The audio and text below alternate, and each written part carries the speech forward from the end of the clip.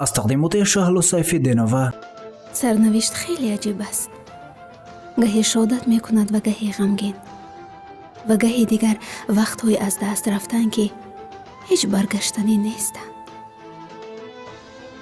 ترانه بخشیده می شود از نام شادان، بخشیده به سابق دوست دخترش ایستاده. عشق است، اما عشق یک طرفه خیلی سخت و دردناک است. آن عشقی تو دل انسان ها جا می شود و آن دل را چنان تیکه تیکه می کند که دیگر یادی از عشق نمی کنی. هر که از عشق یک طرفه بپرسد که تو دل چی داری؟ می گوید خاکستر عشق. کودکی من با دختری با نام ایستاده گذشته است، می گوید شادان. او دختری همسایه‌مان و همصنف من بود. وقتای کودکی همیشه با هم بودیم. آن وقتا خیلی خوب و خوش می گذشت برامون. بالاخره سال 2006 بار نخست به مکتب رفتم. شروع آرزوهای نو، شروع خاطرات نو. ولی من این همه را درک نمی کردم. ما که از خردی همیشه با هم بودیم، همه می گفتند اینها مثل دو عاشق شیدایند. ولی در بین ما عشق نبود. من چنین درک می کردم. چو در باره عشق چیزی نمی دانستم. خلاص روز از روز و سال از سال این کودکی ما افزایش می یافت و بالاخره به صنف ششم رسیدیم. آن دختر یک روز ما رو به نزد خود دعوت نموده برام گفت الان من به تو یک چیزی رو می دهم که بعد از دیدنت به کسی چیزی نمی گویی باشد؟ حیران شدم و گفتم باشد نمی گویم. و یک مکتوب رو به دستم داد و دویده کنم به خانه‌شان رفت. مکتوب رو کشیدم که در آن نوشته بود من تو رو دوست می دارم. این دوست داری من کی ها بود، اما من دیگر طاقت پنهان کردن این عشق رو ندارم. اگر تو نیز من رو دوست داری پس جواب مکتوب رو انتظارم. اما من ساده قدر داشتنهای خود رو ندانسته بدون ترس، بدون احساس، با سر بلند برایش جواب نوشتم که در بین ما چیزی بود. این همه کودکی بود. من با تو همچون دوست رفتار دارم و من دیگری را دوست می دارم و با همین مکتوب را به دستش دادم. من ساده. آن زمان دلش را شکستم، غرورش را زیر پا کردم، با احساسش بازی کردم. ای کاش می شد وقت را به قفا گردانده تا من این همه را اصلاح می کردم. اما افسوس. ما با هم چنان خاطراتی داشتیم که بدون همدیگر به مکتب نمی رفتیم و چیزهایی که به مکتب می بردیم بدون هم نمی خوردیم و با هم در یک میز می نشستیم. زمستان که می شد یخمالک بازی کرده او مرا کشاله کرده تا به مکتب می برد و بعد از درس باشد من او را کشاله کرده تا به خانه‌شان می آوردم. عجب دورانی داشتیم با هم که هنوز آن خاطره ها در خاطرم تازه نقش بستند. روز مادرش برام گفت که دخترم را احتیاط کن و او را به همسری گیر. اما من ساده این همه را برباد دادم. بعد از شنیدن جواب مکتوبم رفتارش با من هیچ عوض نشد. مثل پیشتر رفتار میکرد گویا هیچ چیزی نشده است. ولی من بیخیال نمیدونستم که او عشقش را تو دلش میپروریده است. او دختری بود که مرا همیشه درک میکرد. مرا با تمامی کمبودی هایم باز دوست می داشت.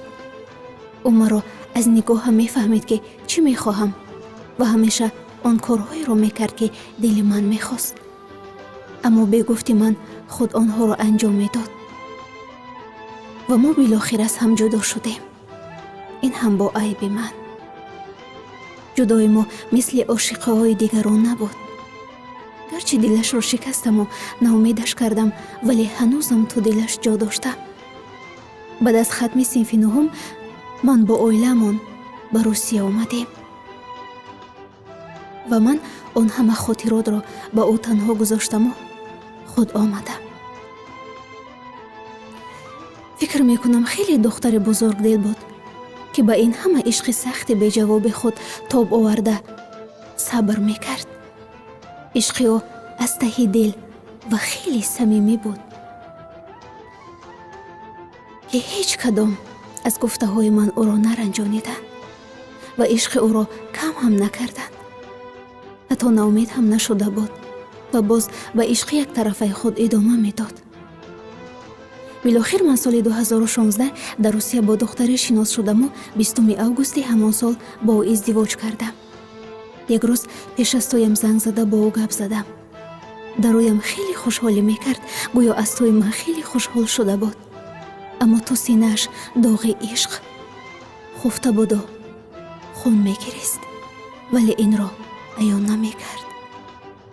ва баром ин тоямро муборакбодӣ намуда ашк аз чашмояш сарозир шуду бароят хушбахтӣ хоҳонам гуфта бо ҳамин гӯши ротором хамӯш кард.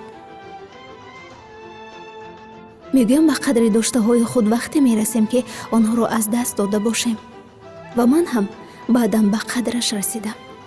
он замон дилам чунон бетобӣ мекард ки ҳоламро худ медонистаму худо гӯё он замон ошиқа шудам ва ӯ низ 16 сентябри ҳамон сол шавҳар кард. 27 рӯз баъд аз издивоҷи ман ба худ гуфтам хотироти мо то ба ҳамин ҷо будааст, аммо хушбахтона на, боз идомаи моро бо ҳам пайванд кард. тақдир кай меояд, кай меравад, ба каси маълум нест.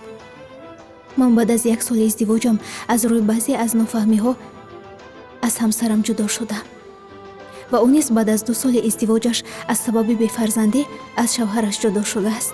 тақдирро бубина, агар хати тақдират кашида бошад солу моҳам бигзарад, вале тақдир боз ба суроғат меояд.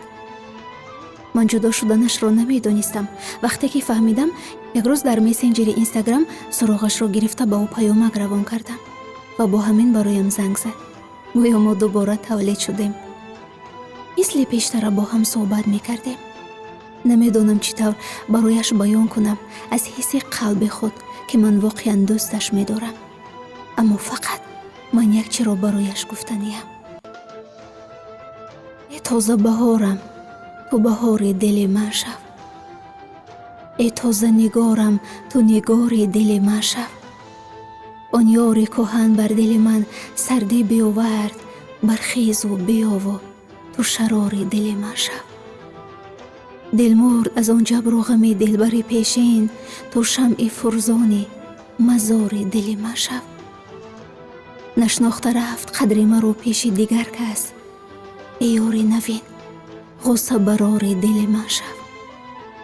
ӯ рафт ҳама сабру қарорам зи пасаш рафт, дилдодаи нав сабру қарори дили ман шав. аз ишқи кӯҳан ҳеҷ надидам дами хушро, эй ишқи навин шодӣ биёри дили ман шав. шодони пушаймон шудаам зор бинолам, эй моҳи навин нуру диёри дили ман шав. гардиши зиндагиро бубин. ҳарчанд ки давр зад, вале билохир боз ба суроғамон омад. истода. биё вақтро аз даст надиҳем. инсон мегӯянд як бор шанси худро аз даст медиҳад, вале ин шанси мо дубора бо хости Аллоҳ ба наздамон омад. биё хотири он ишқи покат, хотири гузаштаҳои талху ширине ки бо ҳам доштем, хотири зиндагии ояндаамон бо ҳам шавем. шояд зиндагии мо акнун шурӯъ мешавад. баъд аз ин ҳама солҳо як бор ба буданҳои худ қадр ва эҳтиром накардем. ин бор биё ба доштаҳои худ, буданҳои худ қадр кунем ва агар розӣ бошӣ, дилҳоро ба ҳам пайваст бисозем. то давоми роҳи ҳам бошем. дар тамоми сахтию азоби зиндагиам канорам будӣ, даркам мекардӣ. пас биё мисли гузашта даркам куну, канорам бош, то эҳсоси танҳоӣ накунам.